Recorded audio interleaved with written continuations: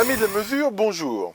Je possède déjà de nombreux générateurs BF et les générateurs un peu modernes utilisent une technologie que j'ai déjà présentée dans d'autres vidéos qui s'appelle DDS. Et je possède, enfin le premier DDS que j'ai eu c'était un petit Siglent qui est très bien, donc je suis très content. Après j'ai pris un modèle un peu au-dessus, le Rigol 4162 là qui monte jusqu'à 160 mégas, qui est aussi pas mal. Comme j'ai trois ateliers un petit peu dédiés à différentes activités, je me suis dit tiens bah, je vais en prendre un autre. Et il y en a un modèle comme ça, enfin, qui m'avait tapé dans l'œil puisque j'aimais bien son design. Il s'agit des générateurs Antec de la série 2000. En marque Antec, j'ai déjà mon oscilloscope isolé là, portable, dont je suis moyennement content déjà parce que, enfin, je veux dire, c'est pas qu'il est pas bien, parce que je l'avais acheté parce qu'il a les entrées isolées et il est pas mal, mais enfin bon, je peux dire que déjà j'étais pas quand même, enfin je trouvais que l'interface utilisateur était pas terrible, enfin bon, il était pas buggé, je veux dire, il fonctionne, enfin voilà. J'en étais moyennement content, mais je veux dire c'était quand même acceptable. J'ai cherché pas mal de trucs sur le net sur ces générateurs en tech et j'ai vu un peu de tout et n'importe quoi. Enfin bon, il y en a qui disaient que c'était de la grosse merde, il y en a qui disaient que c'était plutôt bien. A priori, il y a eu pas mal de versions de software et tout. Bon, je me suis dit, allez, je l'ai vu sur Amazon, j'ai craqué. Alors déjà, j'ai acheté sur Amazon.fr en pensant qu'il n'y aurait pas de douane. Erreur fatale. DHL, pour me livrer, ils m'ont demandé dans les 30 et quelques euros de douane. Heureusement, le vendeur a été plutôt sympa parce que quand je lui ai fait part de mon mécontentement, il m'a remboursé les frais de douane. Donc finalement, je me suis bien sorti. Et donc j'ai reçu cet appareil. Et bah, comme d'habitude, j'ai décidé de faire un petit unboxing et quelques essais dessus. Alors allons-y. Alors, regardons un petit peu ce qu'il y a dans cette boîte. Alors, allons-y gaiement. Un carton avec des scotch marqués en tech. Donc on coupe en faisant attention de ne pas se blesser et de ne pas abîmer l'intérieur. Alors à l'intérieur nous avons un autre carton marqué en tech. Alors on va le sortir. Alors voilà comment ça se présente. Donc voilà, un carton marqué en tech sur lequel on voit une photo de l'engin.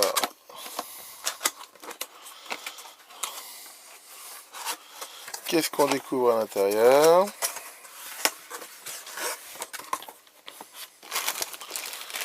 Ici, on a de façon très classique le câble d'alimentation. Ensuite, nous avons ici un sachet avec le câble USB pour le brancher sur un ordinateur. Donc là, on va carrément le sortir. L'engin, bon, il n'est pas très lourd a priori. On va regarder ça tout à l'heure. On a aussi ici un câble BNC. Un deuxième câble BNC. Et ici un certificat en tech, un petit CD et une petite documentation. Donc j'ai sorti ici la bête. Alors l'impression, la première impression, bon, le plastique, honnêtement au toucher, ça fait un petit peu cheap, faut être honnête. Ça fait un petit peu ouais, cheap quoi, je veux dire, c'est pas que ça soit de la mauvaise qualité en soi, mais enfin on va dire, au toucher et tout, ça fait un petit peu pas cher. Bon. Enfin bon, je veux dire, c'est quand même pas rédhibitoire. Alors devant, ben, on voit ici, on va avoir cet écran là sur lequel il y a une protection d'ailleurs que je vais enlever. Donc ça c'est assez classique, hein, c'est vous contrôlez les rayures. Ah, enfin bon, je l'enlèverai tout à l'heure. On a ensuite ici le bouton marche-arrêt. C'est un vrai bouton marche-arrêt mécanique, hein, d'ailleurs qu'on entend bien. Et ça personnellement, comme j'ai déjà dit, moi je préfère ça au truc électronique parce qu'au moins quand l'appareil est arrêté, bah, il est vraiment arrêté. On a ensuite ici la possibilité de brancher une carte SD. Et ça, bah, c'est pour transférer des données ou une clé USB. Ça permet de charger des formes d'ondes, des settings, des choses comme ça. Ici, donc une des raisons principales pour laquelle j'ai acheté cet appareil, c'est 16 sorties logiques. C'est-à-dire que en plus de sortir donc des signaux analogiques, on peut ici faire des séquences, hein, ce qu'on appelle des patterns. Et ça, c'est quelque chose d'intéressant. On retrouve donc cet écran qui est assez grand.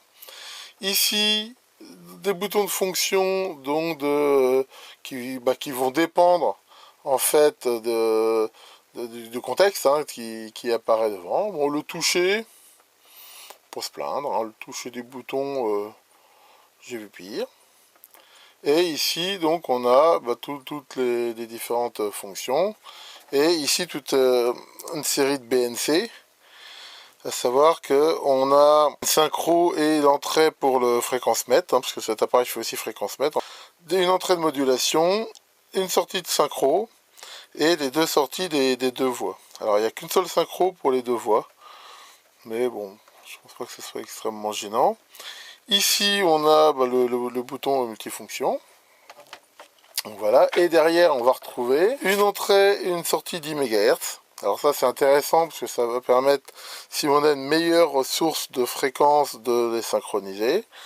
Une possibilité de brancher ici, donc sur l'ordinateur, en USB, et ici le câble pour brancher l'alimentation. Bon voilà, au niveau du poids, bon, rien à dire, c'est pas spécialement lié. Puis on retrouve ici très classiquement les béquilles. Donc voilà, maintenant il n'y a plus qu'à l'allumer pour voir. Et donc maintenant on va allumer le biniou. Donc là je l'ai branché, allons-y, tac. Donc là c'est classique, tous les boutons s'allument pour un autotest. Il nous met en tech là avec un QR code. Et voilà. Là ce qui est plutôt intéressant c'est que ça démarre assez vite, hein, on n'attend pas 10 000 ans. Il y a un petit bruit de ventilateur, mais enfin on va dire, j'ai vu bien pire, c'est tout à fait, on va dire, supportable. Et ici on a l'interface, donc c'est quelque chose de très classique, hein. On a l'affichage de CH1, CH2. C'est ici grâce à ce bouton qu'on décide quel est le réglage. Et ici on va pouvoir régler la fréquence. Donc là par exemple si je veux une fréquence de 5 MHz, j'appuie sur fréquence, 5 MHz et ça le fait ici. Ici, on va pouvoir facilement changer l'échelle et on choisit grâce à ce bouton ici le genre la précision. Alors là déjà on voit un bug qui est très emmerdant. C'est que par exemple, donc si je reviens ici, tout le monde peut revenir ici au défaut. Là quand je descends, là je peux monter, là on voit que je suis sur la partie ici 1, donc là je peux monter. Si je descends ici et je descends d'un cran, toc, quand j'arrive là, et il perd sa résolution et il revient au coup d'avant. Ce qui fait qu'on le réglage ici, on est obligé de revenir là pour le faire. Bon. De toute façon, là je vous fais la démo, c'est pas du live, hein, j'ai déjà un petit peu joué avec. Ce truc là, il est buggé à mort. C'est pas un mauvais appareil, d'un point de vue électronique à la limite, enfin il y a un trop à dire, mais il y a plein de petits bugs comme ça qui sont très embêtants. En même temps, des fois, carrément, alors, il reboot, on comprend pas pourquoi. Enfin, c'est voilà, c'est globalement, ils sont pourtant à la Xème version du soft, hein. Manifestement, j'ai un firmware dedans qui est même supérieur à celui qu'on peut télécharger sur leur site. Mais ouais, enfin, les gars, ils ont encore du boulot, quoi. Alors, bon, indépendamment, je veux dire, de ces petits bugs-là, la chose que j'aime pas du tout sur cet appareil, vraiment qui manque, et qui pourtant, enfin, j'ai déjà deux autres générateurs DDS, ils ont tous cette faculté-là, c'est d'afficher l'amplitude en fonction de la charge de l'impédance. Ici, quand au niveau de l'amplitude, je demande tout bêtement 1 volt, pour lui, c'est 1 volt dans une impédance haute. C'est-à-dire qu'il a une impédance de sortie de 50 ohms, mais quand il affiche ici 1 volt, c'est 1 volt dans une haute impédance, on va dire, dans quelque chose qui est très grand par rapport à 50 ohms. Alors que dans la réalité, non. C'est-à-dire que si je termine la charge par 50 ohms, ce qui est généralement normal, du moins dès qu'on va monter un petit peu en fréquence pour avoir quelque chose de bien, et ben l'amplitude qui est ici, il faut la diviser par 2. C'est pas plus bête que ça. Mais alors, tous les autres générateurs DDS, ils ont un réglage où on dit si la sortie est chargée par 50 ohms ou par une autre impédance, qui fait que automatiquement l'amplitude est bonne. Bah là non. Là, il faut faire le calcul. C'est-à-dire que là, si je veux avoir 1 volt dans 50 ohms, eh ben, il faut que j'en mette 2. Bon, c'est le premier truc qui est vraiment pas vraiment top. Et bah ça, je trouve ça vraiment dommage d'avoir ça. Ça, on va dire, c'est un des premiers défauts.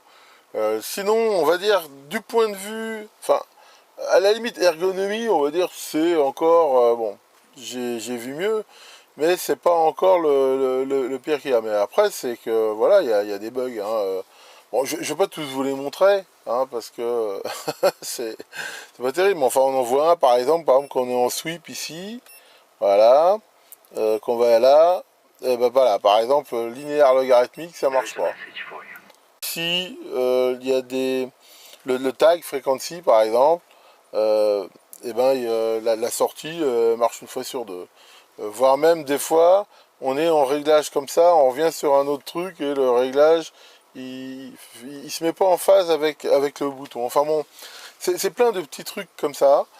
Ça vraiment, c'est pas vraiment sympa.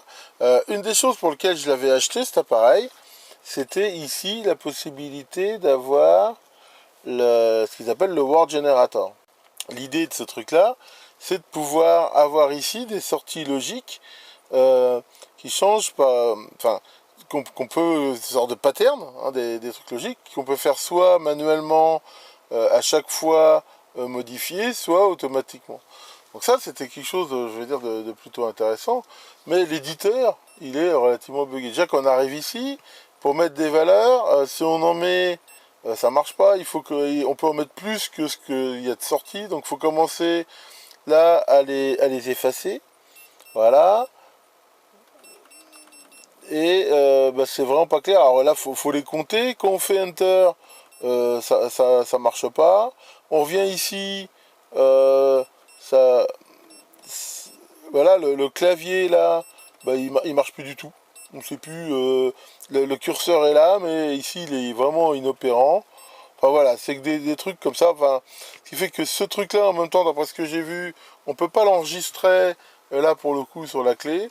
Ce qui fait que ce générateur de pattern, hein, je l'avais un peu acheté pour ça, bah en fait, on le retrouve quasi inutilisable.